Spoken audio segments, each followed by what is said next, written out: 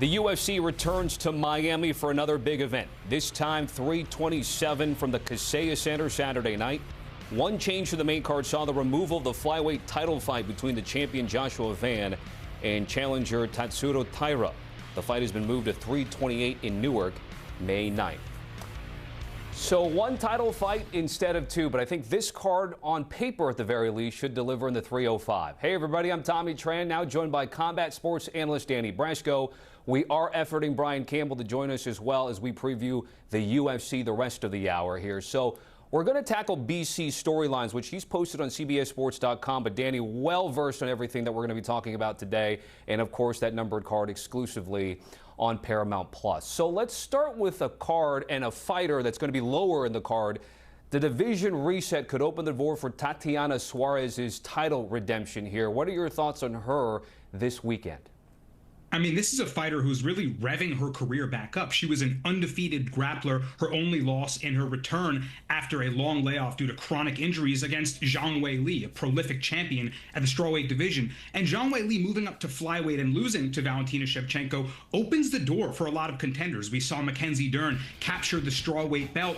And now the question is, will Weili stay at 125 and look to fight there, or come back down and really challenge the people who could not beat her at this 115-pound division? Suarez's wrestling game is prolific. Even though she went 3 of 12 against Amanda Lemos on takedown, she secured over 9 minutes of control time. She was submitting, high-level fighters earlier in her career, and she has amazing mental fortitude. This is a girl who beat cancer and revived her MMA career and came back. Now she faces a tough test in Lupi Godinez, who brings that Mexican pressure boxing style and is a very skilled grappler and wrestler herself. If Suarez can win this fight, she'll be able to supplant herself as a title contender once more and really keep her MMA career going, and the potential we thought she had can be realized. And as a deep tease, folks, Danny Brasco does have a best bet for this fight, but you're going to have to wait to the very end.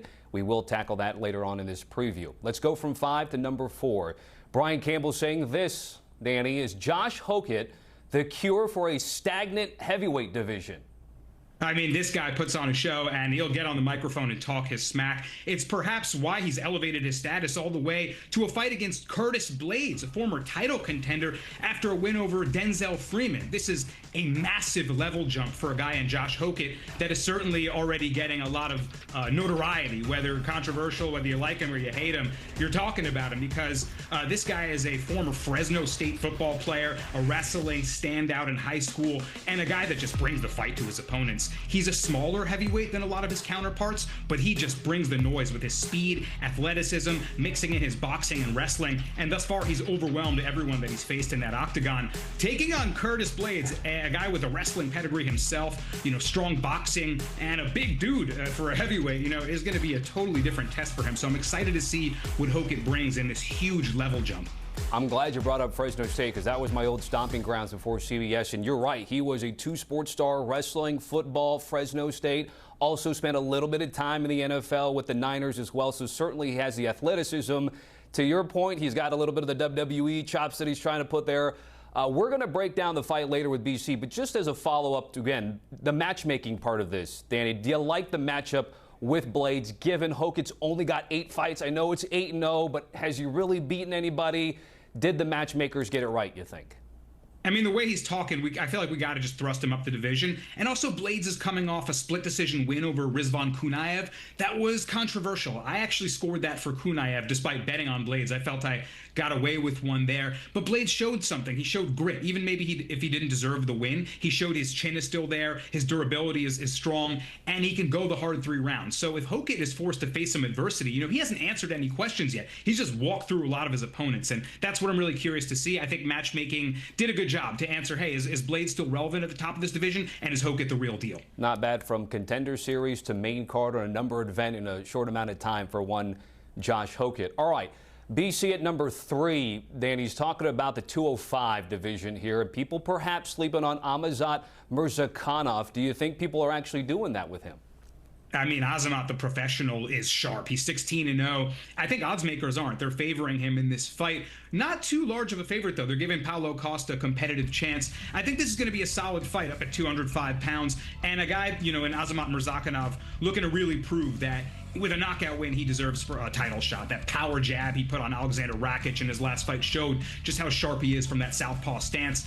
And when he starts landing clean, bodies hit the deck. I mean, this guy is a dangerous striker. He's smaller as well than a lot of his counterparts, but faster, better hand speed, great timing. And I think against Paulo Costa, a guy that's going to be moving up to 205, who's faced high-level competition at middleweight, Izzy in his prime, Robert Whittaker, Sean Strickland, some of his losses. You know, Costa may be looking to get a second surge of his career, too, up at a new division. So we'll see if Murzakanov can put him away and stamp himself as a worthy title contender. As we're looking at his fighter profile, ranked currently 6th right here, what do you think about the path ahead of him, given his fight with Costa at hand?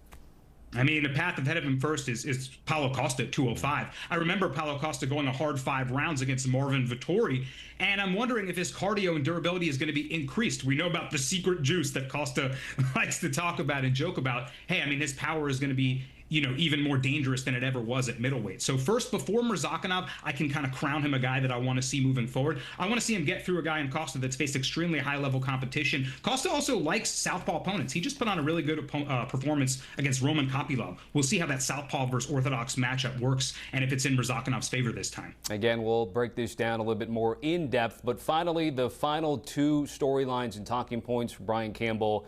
It's the main event. Let's start with what he calls the Renaissance man in Carlos Ulberg, on the verge of a championship dream. I mean, a former reality TV star, model, rugby player, extremely athletic guy that turned his career into an MMA, set of skills that got him to a quick 13-0 undefeated start. We saw his one loss in his career come against Kennedy Nzechukwu when he was landing, putting together combinations, but just blew his gas tank and totally fatigued and folded up. And since then, 9-fight win streak. I mean, the guy has really, not looked back, especially in the UFC, beating, high-level competition now. The straight right hand, that check left hook. He's a very fast and swift striker, especially for this division. He moves very well, light on his feet. And he's beaten guys like Jan Blachowicz now in a very close fight. So he showed that he can beat veterans and fight smart as well. This is going to be a very interesting matchup against the most unorthodox possible fighter and style you could get in Jiri Procházka, and how he deals with the pressure. Jiri said he's going to pour it on him, and Ulberg is going to have to snipe him. He's going to have to look to put some damage on the European samurai early. I'm really excited to see how these styles match up, Tommy. He's got great sort of not direct lineage, but just where he comes from. City kickboxing, obviously there's some big names in the UFC that have popped up from there, especially Izzy as well. Just the training that he's getting, certainly top notch during this run and coming into this vacant title fight. Absolutely. He trains with the best of the best. And I really think they've sharpened his game in a lot of areas. His grappling defense has gotten a lot better. His range, his ability to feel out range, to pop that jab out there, to land low kicks. I like what I'm seeing out of Carlos Ulberg a lot. He's really showing a ton of maturity as he's grown in the UFC. Maturity, though, you could throw that out the window. Jiri's going to look to create a firefight here, and Ulberg's going to have to pick him apart. So I think, as much as he's grown, he's going to have to answer totally new questions for a style that few can prepare for or simulate in training camp. It's crazy that he's 35, man. He looks like he's in his mid-20s. As you mentioned, reality TV star. He's got all the chops. He's got what they call the face card. It's certainly in his favor. And then finally, it's Jiri Procházka, the former champ. And for BC, he said this: let's be honest, Jiri Procházka is at his best when he fights unhinged. That's absolutely right. He's got to throw caution to the wind. I will give him some credit. He has slightly improved his striking defense, some head movement there, slipping shots against Jamal Hill, showing a better ability to feel out the range, but BC is absolutely right. I mean, for 35 of his 38 pro fights, this is a guy who used the crown of his head as his defense, just walking forward, creating a firefight, looking to make odd angles, throw those shovel hooks, uppercuts, spinning elbows, and just break his opponents with pressure. If you hit a guy 50 times with your best shot and he just doesn't go away, mentally that's such a drain on you, and that's what Jiri Procházka does to his opponents. He folds them mentally and then lands that shot. He looks outmatched until he doesn't, and I think Jiri Procházka is going to really put on a show in this huge main event spot. His only losses are to Alex Pereira, who was able to stop him. Now that Pereira has moved up to heavyweight, Jiri, that joyful look he had, on Pereira's last win, that samurai look, he's such a guy that follows the Bushido code. You got to feel for him here, and I think he may realize greatness in this big opportunity. Yeah, it's going to be fantastic. I think there's going to be a nice split between the two in the main event. It'll be interesting to see if somehow that changes during the fight. Danny, great stuff. Good first segment. We're going to hit a break here on HQ Spotlight because we've got Brian Campbell on standby. Good to go after some tech issues. We're going to break down the main card and the main event coming up. The UFC loves Miami, and South Florida loves its MMA. This latest numbered card in Paramount Plus, headlined by the light heavyweight title fight between Yuri Procházka and Carlos Ulberg. Title became vacant when Alex Pereira beat Magomed Ankalaev, then relinquished the belt in an effort to win at heavyweight. Both men are in their mid to late 30s as we take a look at the tale of the tape. Procházka, a former light heavyweight champion in his own right. Ulberg currently on a 9-fight win streak, which is the longest active run in the division. Back here with Danny Brasco, and we welcome in for the first time today Brian Campbell, our Combat Sports insider, joining the show. Tech issues aside, great to have you on the show to chop it up with Danny Brasco, BC. So we were just talking about the storylines that you put together for CBSSports.com. The vacant light heavyweight title is open thanks to Poatan here. How excited are you for this title fight this weekend? Hugely excited, first and foremost, for the action potential and the fireworks that we know we're going to get between two striking heavy components. One, obviously, an unpredictable, unorthodox, aggressive style in Procházka, and then the more traditional kickboxing, quick hands, power that brought to the table from New Zealand in Ulberg. And look, let's be very fair about this division. Since John Jones moved up to heavyweight a few years back, it's been a very transient division. Yes, we had a superstar atop for a short period and 2 title reigns with Poatan Pereira, but the title bounced around like hotcakes multiple times. Champions, including Procházka, had to vacate the title due to injury. Yet at 33 years old, you wonder if Yuri Procházka enters a second crack here at the title in the best possible position to maybe put some stability and a reign behind him. Look, it's never going to be easy against Ulberg. He's got a 9-fight win streak that he's bringing to the table. But Procházka, I believe, has figured out what you guys talked about in the first segment,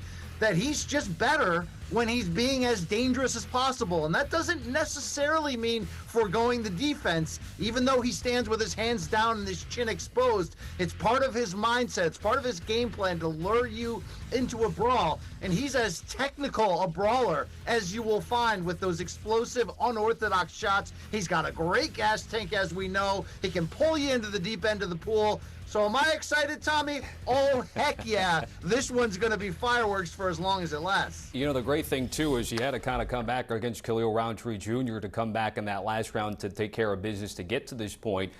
And let's go with the fighter spotlight with Procházka and the former champ BC. And I'm going to throw it back at you, and Danny can follow there because, again, he didn't lose the belt. He had to give it away and then couldn't win it back on a couple of occasions here. So given the Ankalaev fight, which both he and Ulberg were in the building, I know he thought perhaps he would have a chance at Poatan. Either way, the strap is at hand, and he should be ready to go. Oh, without question. I mean, look, you know, he's got those 2 stoppage losses to Alex Pereira, but we don't necessarily hold either one against him. Why? Because Pereira is one of the greatest of all time, but also one of those fights Procházka took last minute. Another, he was coming off a very serious injury. And the fights in which he has not faced Pereira, he's 6-0 with 6 stoppages. And oh, by the way, a fight or performance bonus in every single one, including twice earning both. So this is one of the most exciting fighters on the planet. But I really do believe that Roundtree fight was the perfect distillation of what you face with Procházka. When he tries to be too patient, when he tries to focus too much on a game plan, he's just not the same fighter. He's of that rare style. He doesn't cosplay as a samurai. He very much is one. So I think everything he's been through, the losses, tinkering with his style, retooling, and all of that, it leads him into the woods with a giant samurai sword chopping down trees, which can be fun or bizarre depending how you look at it. But this is a focused fighter realizing that what he brings to the table when he pushes the pace and searches for the finish for every second of the 25-minute bout, he's about as dangerous as they come, and one of the pound-for-pound best when he's at his best. So I'm expecting the very best of Yuri Procházka here and an opportunity to really add himself once again to the history books.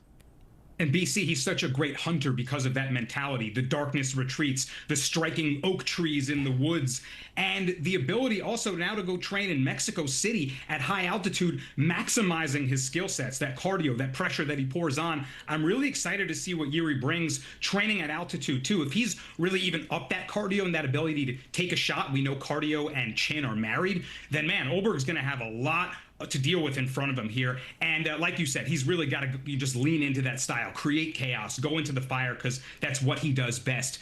Yuri Procházka is going to put on a show. I guarantee you that much. Yeah, good shout on that CDMX training where he's in altitude to get that cardio going. All right, let's get to the other side. Equally as impressive as Carlos Ulberg. 9-fight win streak, currently longest active in the division, tied for second in the light heavyweight division here. We're talking about it. City Kickboxing comes from a good, nice little camp out there. Could be the next great thing to come out of New Zealand here. What lens do you look at Carlos Ulberg, BC, when it comes to this fight?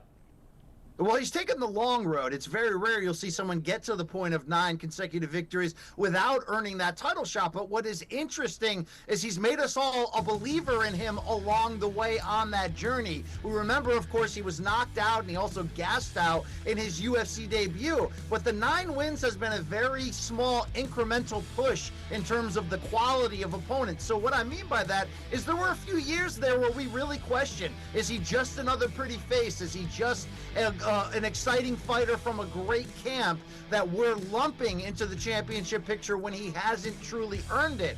I would say his last 3 fights, however, he has completely turned that around. Big-time decision wins over former title challenger Volkan Ozdemir, the same over former champion Jan Blachowicz. But when he went in there in what amounted to a #1 contender fight against a streaking Dominic Reyes, we saw the full package of what makes Ulberg great. First of all, he's about as confident as they come, and that comes when you're rubbing shoulders with the Volkanovskis and the Adesanyas. But that combination of speed and power, it's about as good as it comes in this division. And at 6'4", he's hard to handle physically. Time to get predictions. Danny, I'll let you go first. Who gets the strap at the end of the night? I just got to believe that Yuri's going to do it. Let's go for that, Tommy. You know, this guy is finally getting the chance to fight someone not named Alex Pereira for the strap, and I think his pressure is going to mount. I think Yuri's going to be losing this fight until he isn't, just like he is in a lot of his bouts. You know, Ulberg is the sniper. He's going to be able to find the range early, and Yuri's going to have to find his way in. He struggled, like we mentioned, against Khalil Roundtree, but once he did, he folded him to the pressure, and I think he's only going to need 1 shot, whereas Ulberg's going to have to do a lot to put Yuri away. He doesn't go away, and if in the later stages he can drag Ulberg into a nasty fight, I think Yuri can get that strap around his waist once more. We see, you know, if Ulberg is making this pretty, then it's his fight all day. I think he'll find the shot to put Yuri away. This guy has 1 decision in 38 pro fights. Yuri is not interested in meeting the judges. But if Yuri's pressure mounts and he can find those awkward angles, Yuri's capturing that belt. I like him to find the finish at +125, Tommy. Yeah, I like Yuri just the same here. By finish, I think the key part about it will be is when Ulberg controls the terms of the dance, he's so much better. Yuri simply doesn't let you do that. This will be a key test of Ulberg's cardio and his ability to make adjustments, and I ultimately think he'll fail in that regard, and you'll get a Procházka stoppage in round 3. All right, guys, let's take a break here on HQ Spotlight. When we return, we'll move on to the newly minted co-main. Murzakanov and Costa replacing Van and Tyra, which got moved to Newark, New Jersey next month. UFC's 327's co-main was supposed to be a flyweight title fight between the champ Joshua Van and Tatsuro Taira. But that was postponed to next month's UFC 328 numbered card in Newark after Van suffered an injury. So the new co-main event, a light heavyweight bout between Amazat Murzakanov and Paulo Costa. It's the professional against the eraser, as both fighters in their mid-30s. And as you take a look at the metrics, Costa with a height and reach advantage in the octagon. Back with the fellas to talk about this new co-main. So, BC, I'm going to give you first word. How bummed are you that we're not getting a flyweight title fight, but now we're getting this fight here instead? Well, any part of me being bummed is softly delayed by the idea that this fight was moved to UFC 328, making that card even loaded. But what I love about the replacement here is Azamat Murzakanov, finally gets his opportunity at FaceTime and a real chance to make headway in the top 10 of the light heavyweight division. He's 16-0, 6-0 in the UFC with 5 knockouts. He may be 36 years old with a low profile, but he is an absolute hammer in there. And if you're looking for the type of big name opponent who could potentially catapult you into true title contention, look no further than Paulo Costa, who's lost 4 of his last 6, is moving back up to light heavyweight. And even though he looked good in his last fight at middleweight, beating Roman Kopylov, his entire career after losing that middleweight title fight against Israel Adesanya has been feast or famine. He's a wild card. You don't know what to expect. With a win here for Murzakanov, and I do think he can get that, he could really be knocking on the door of a title shot. So there's serious stakes involved in this one. And for Paulo Costa, the stakes are perhaps his UFC career, BC. I mean, maybe the legitimacy of it and how fans remember him, because he's an all-action fighter, but at times, like you mentioned, his mentality is curious. You don't know what you're going to get from Paulo Costa. How seriously is he preparing for the next fight? You know, after that Israel Adesanya loss where he kind of got leg kicked up and then folded, he had some curious performances where he refused to cut weight against Marvin Vettori, took that at a catch weight of like 200 pounds, and then faded against Luke Rockhold in a weird, curious 29-28 fight. After his performance against Roman Kopylov, now the move back up to 205, maybe the secret juice will be back on display and Costa will be taking this fight seriously, because he showed an ability to strike really efficiently against a southpaw. You know, landing kicks to the body, inside low kicks, slipping that right-hand jab and firing the counter right cross. Costa showed me a lot in that last fight, and his durability and cardio are still there. Will they be even more upped at 205? We shall see. So let's stay there and talk about the Brazilian, which has a big social media following. Where's his headspace? Who knows, BC? But we talk about the division change, the weight class. He doesn't have to really cut as much here. What are your thoughts on Costa coming into the guy that you said is a sleeper at 205?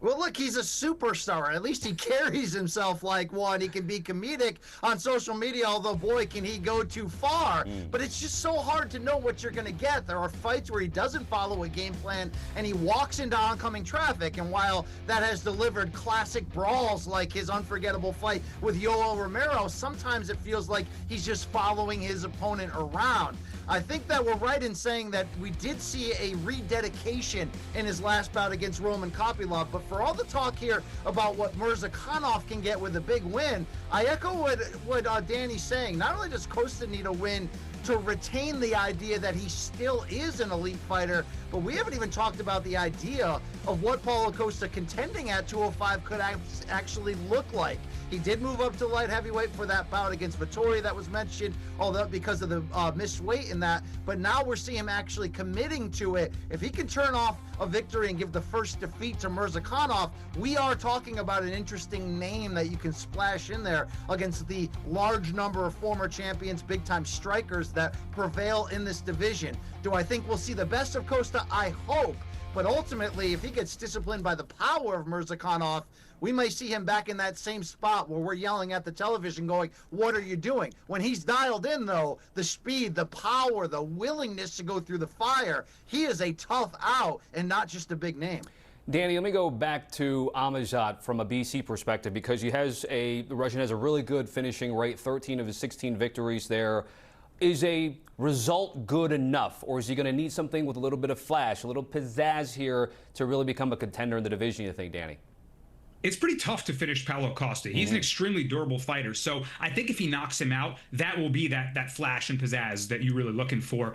I think he does, because there are a number of names ahead of him at light heavyweight. You know, Magomed Ankalaev still around there. There's Jan Blachowicz at 5. You know, there's still Khalil Roundtree coming off the Yuri KO loss, and we'll see what pans out between Yuri and Carlos Ulberg. So he may be another fight away from a title shot, but with a knockout over Paulo Costa, I mean, he will be in a title eliminator for sure. His right jab is extremely sharp. He's got great timing and great hand speed for the 205 division, and Costa is a pretty hittable guy, although we know he's durable because he's hittable. So Murzakanov certainly has a great opportunity here to prove that he belongs at the top of this division. Yeah, I feel like Azamat with a knockout, which, as we stated, is certainly never going to be easy, although look at his track record and the type of chins that he's exposed here. that could be his best possibility to cut the line and truly become a title contender, mostly because of the fact that all of the other fighters in the rankings are former champions, former title challengers. The transient nature of the division and all the parity that we've seen in and around the Alex Pereira title reigns have produced a lot of juggling of the title. Sometimes that can slow down those former champions' opportunities to get back in there. If you can get a fresh face like Murzakanov, and imagine if he comes through this fight with another finish, continues his unbeaten run, you wonder if the UFC matchmakers start to think, hey, let's roll the dice on this guy. Him against the winner of Saturday's main event would be a great fight. But as we keep establishing, you got to get through Costa first.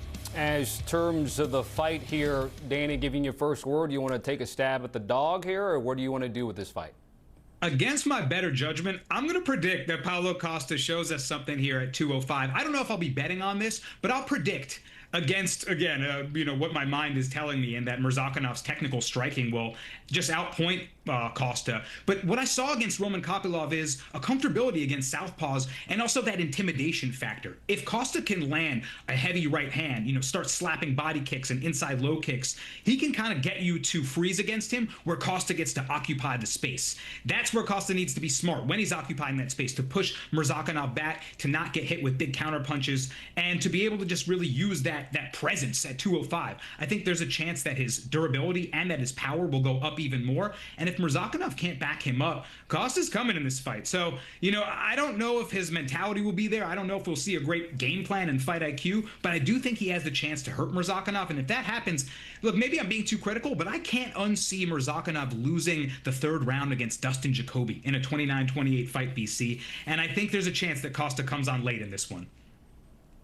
Look, I'm almost flipping my analysis and my belief here. I think Costa's dangerous early. I think his storied chin can keep him in the fight long enough to even losing a decision. But the idea here is that Murzakanov is streaking, has legitimate momentum, big-time power, and he's also pretty technical himself. When you get an opportunity to not only fight a name like Costa, which has been the type of thing that's missing on Murzakanov's resume, save for maybe that last victory over Alexander Rakic, and now it's elevated to the co-main event. Yeah, we're talking about a potential dark horse title challenger. I think that'll put him even further, tightening up his game, using the best of his skills. Costa too unpredictable. While he'll be dangerous early, as soon as he starts to taste the power of Murzakanov, he could fall back into that style of following his opponent around and maybe not rolling the dice and going for it. Either way, I don't think he has the biggest guns in the battle, and I think moving up in weight at this point in his career screams a little bit of desperation. There's a lot of representation of this division on the main card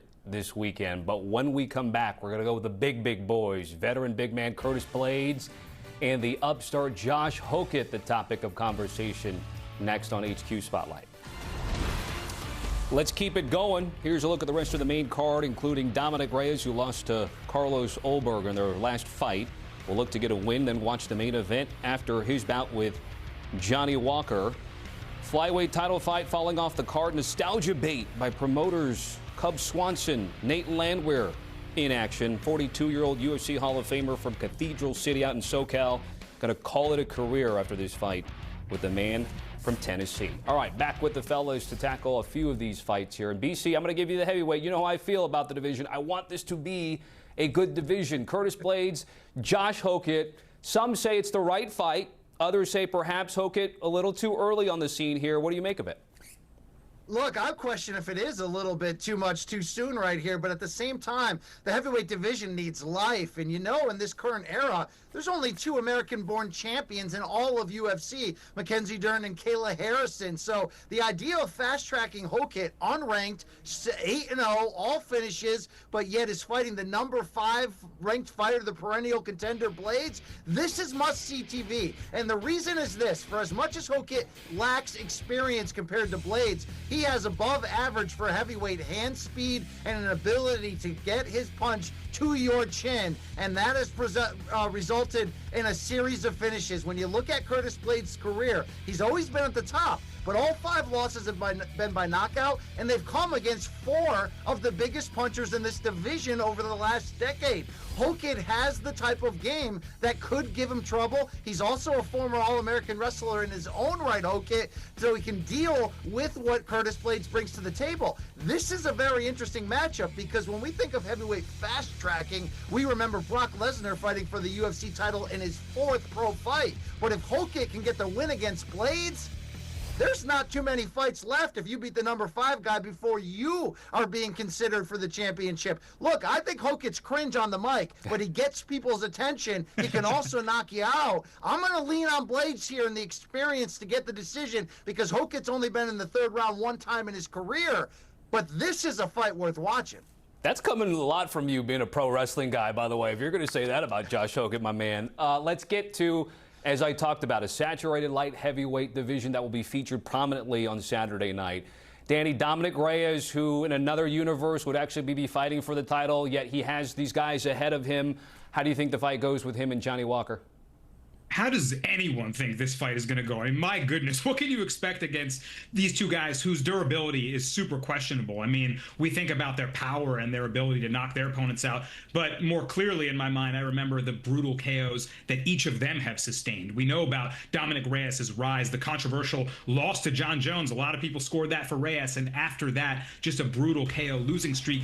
But he came back strong, and a 3-fight win streak ensued after that, breathing new life into his career. Now he's coming off that right cross KO loss to Carlos Ulberg himself, and he's got a crazy unorthodox striker in front of him in Johnny Walker. I mean, I'm a big Dominic Reyes fan. Shout out Stony Brook, my alma mater. He's an athletic southpaw striker, but against Johnny Walker, anything is possible. This guy is extremely unorthodox, spinning and jumping attacks, long, rangy frame, and a guy that's sharpening up his game training with coach Eric Nixick at Extreme Couture. I really like the Eric Nixick guys. He gets the wildest of personalities and styles to really hone in on their game and be the best version of themselves. So I actually kind of like Johnny Walker to find a crazy shot and win this fight by knockout, but anything is possible in this one, Tommy. So this card will start with a featherweight bout. Cub Swanson, Nate Landwehr. BC, this is a retirement fight for Cub Swanson.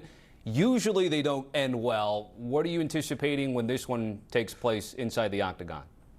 I think he's got a great chance here, the 42-year-old Swanson against the 37-year-old Nate Landwehr. Look, if you followed Nate the Train's career, he likes to run into oncoming traffic and make crazy brawls. That could be perfect. And let's keep in mind, Swanson said the UFC called him up and said, look, we want to do a retirement fight. You're the last fighter on the UFC roster who had previously fought in the WEC, which was the lower weight classes promotion that the UFC ultimately bought and folded into it. Swanson never got to the title level, but has been such a durable, all-time great action fighter who has come back from losing streaks, has some very impressive wins on his record. Win or lose in this fight, we are going to be entertained. But let's not forget, Nico Price gave us 2 veteran walk-off retirement finishes recently with Michael Chiesa and Robbie Lawler delivering the JOBs there. I wonder if Nate the Train is the perfect opponent to give Cub Swanson the same treatment. Either way, respect. All right, it all gets started, and boy, the prelims aren't too shabby either, guys. That includes Kevin Holland, Tatiana Suarez getting the party started early at the Casella Center Saturday night. We'll break it down. You know, from top to bottom, a lot of quality, I think, on this Saturday night's card that includes the prelims. As you take a look in a different world, at a different time, Pitbull and Pico would be headlining this conversation in this show. Those two go at it.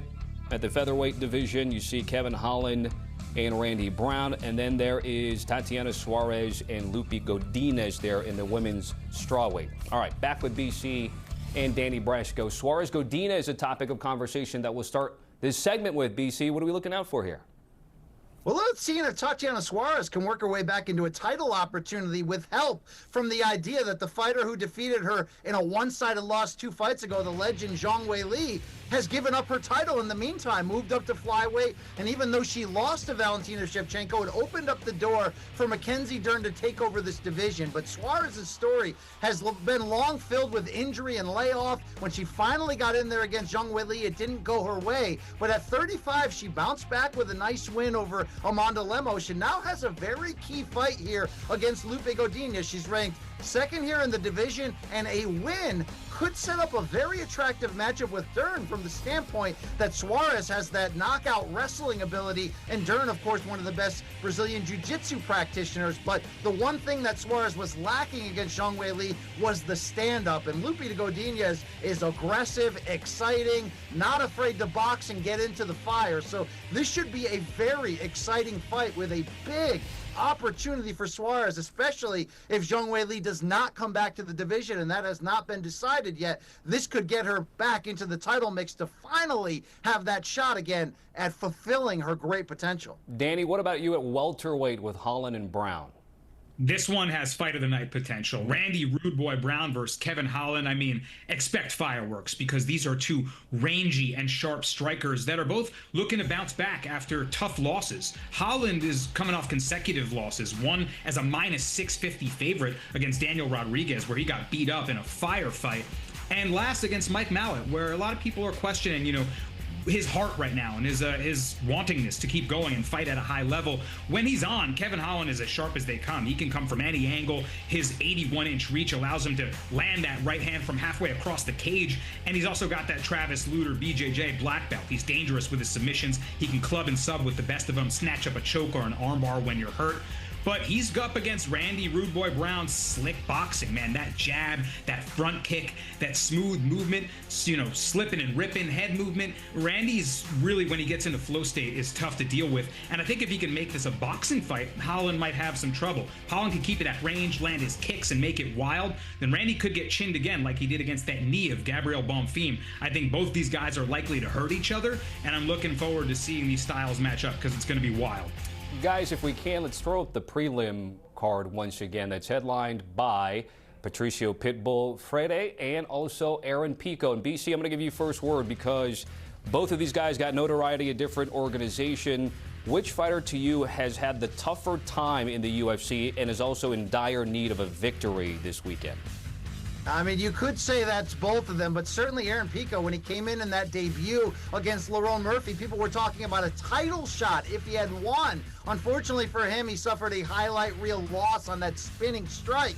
And now he gets the matchup over the former longtime Bellator champion. These two had competed together in regional promotions. They were supposed to fight for years. It never happened. Now we get a featured prelim that is going to be fireworks. The thing for Pico, though, is you don't want to be too much in terms of fireworks, because that's when he gets into trouble. He's a great wrestler, but Patricio Pitbull, the legend, does have one of the best guillotines we've ever seen. Either way, the loser could be gone. The winner will get a much needed boost in the positive direction. And Pico, on a very closely lined fight in terms of the betting odds, or excuse me, line card in terms of the betting odds, is the largest favorite. He's going to have to prove that he deserves that price tag, because his fighting style when he loses is completely reckless. All of his losses in his career had been by knockout. Will he fight smarter? Will he be more measured? Set up his wrestling attack, not just blitz his opponent and leave his chin out there to get clipped. I think he may bring a more mature game plan. That's what he's done each time he's lost. He's come back, used his physicality, used the wrestling, and picked his opponent apart, in a lot more tactical way than just looking to wing hooks and put on a highlight. Maybe the young Aaron Pico, who's still only 29 years old, just got a little too ahead of himself and thought he could take out a sharp guy like Lerone Murphy. I think he can bounce back against Pitbull in this fight, BC. And I think people are also looking at Pitbull. Boy, he is like closer to 39 than he did just turn 38. So there's about a 9-year difference between those two guys going into the octagon this weekend. BC, great to have you. Catch his 5 top storylines on CBSSports.com. The GOAT joining us here on HQ Spotlight. Appreciate you. All right, we're going to hit another break here. We're going to give out some more bets with Danny Brasco here to finish things out. We'll go main card, prelims, and of course, we got a parlay for you. Home stretch with Danny Brasco here. And folks, if you're just joining us here, main event, Yuri Procházka, Carlos Ulberg for the vacant light heavyweight title fight. Remind us who you like and want to bet in this one. I'm taking the European samurai, Jiří Procházka, to realize greatness here with Poatan, Alex Pereira moving up to heavyweight. It's Jiří's time. And I'm going to take him to win by finish because Jiří is just not interested in meeting the judges. One decision in 38 pro fights. This guy is kill or be killed. He's going to march forward. He's going to get hit before he finds the range. Ulberg is the much cleaner, more technical, swift and bouncier striker. He's going to have to avoid that deadly check left hook and the nasty right cross. But I think Jiří Procházka can weather the storm like he always does. Use that herky-jerky head movement. Find those odd angles that you see him hitting on the oak tree in the woods, and eventually find a spinning elbow or a crazy shovel hook to change the tides of this fight. I think Jiří Procházka wins by knockout. I'll take him at plus 125. All right, you go with the Bushido bet. How about the other main card that you like the most here? Yeah, I'm going to take Curtis Razor Blaydes. I mean, this fight is near a pick'em, Tommy, and Josh Hokit just hasn't proven anything to me to say that he's on Curtis Blaydes' level, especially in terms of the betting odds. You know, Hokit has faced zero adversity yet, and Curtis Blaydes' losses in the UFC have come against devastating power punchers. Tom Aspinall, Francis Ngannou, Sergey Pavloviches of the world. Hokit has power, but not like those guys. He's a guy that beats you with pace and just constant barrage of strikes and wrestling combined. What if the anti-wrestling works? What if Blaydes puts Hokit on his back? I am not betting Hokit as a short underdog. I would need to bet him way wider. I think Blaydes can show him a level test here and prove that he's not quite ready at just 8-0. Yeah, Hokit was a little gassed too, even though he was impressive and won in his last fight. What about the prelims? Yeah, looking at the prelims, Tommy, I'm liking Tatiana Suarez to keep marching forward and get back into that title picture. I like her to win by decision. The odds on this prop aren't quite out, but the over 2.5 rounds is minus 425. So odds makers strongly favoring these two ladies to go to the judges' scorecards. And I think it's going to be a tough, gritty fight, a close, competitive one, too. It pits Lupi Godinez's pressure boxing against that great wrestling game of Tatiana Suarez. And Godinez is tough to grapple with because she's got jiu-jitsu skill herself. She can defend takedowns, but against Virna Jandiroba, although Jandiroba only went 2 of 9 on her takedowns, she was able to keep more than 6 minutes of control time. I think Suarez will land, and when she lands the takedowns, she makes them count. So give me Suarez by decision here. So you have scanned the card. Give us a little money lane parlay that people can lock in for the weekend. Yeah, looking at the prelims here, I like Chris Taco Padilla on the money line and Kelvin Gastelum at plus 117. You know, both decent favorites to bet if you want to pair them together, get some good plus odds. Padilla is just a sharp guy, man. Every time he's an underdog or counted out, he shows that his game is evolving. And I like his ability to use his elbows and wrestle in this matchup potentially. I think he's the sharper fighter. So give me Padilla on the prelims there. And Kelvin Gastelum taking on Vicente Luque is a really interesting fight. But I just cannot trust Vicente Luque's durability at this point. He's moving up to middleweight. We just saw Gastelum have a competitive fight with Joe Pyfer, who just knocked out Israel Adesanya. Gastelum winning the 3rd round of that fight. I think his durability and his boxing wins him that one. We catch this little 2-legger, Tommy. I love putting it together because I was going to target Gastelum. In no way did I ever want to lay $3. It might be down to minus 240, but to your point, it's also a fade on Luque. So that's a good way to lock that in without having to lay that so much. So that is a look at the best bets with Danny Brasco. And we also want to thank Brian Campbell here for our preview on HQ Spotlight. Danny, certainly appreciate it. Thanks for hopping on. A reminder about the UFC on Paramount Plus. After this one, Fight Night in Canada, then Vegas, then Australia, before Newark, New Jersey for the UFC 328, headlined by Chimaev and Strickland for the middleweight title. Thanks for joining us, folks. We'll see you right back here tomorrow.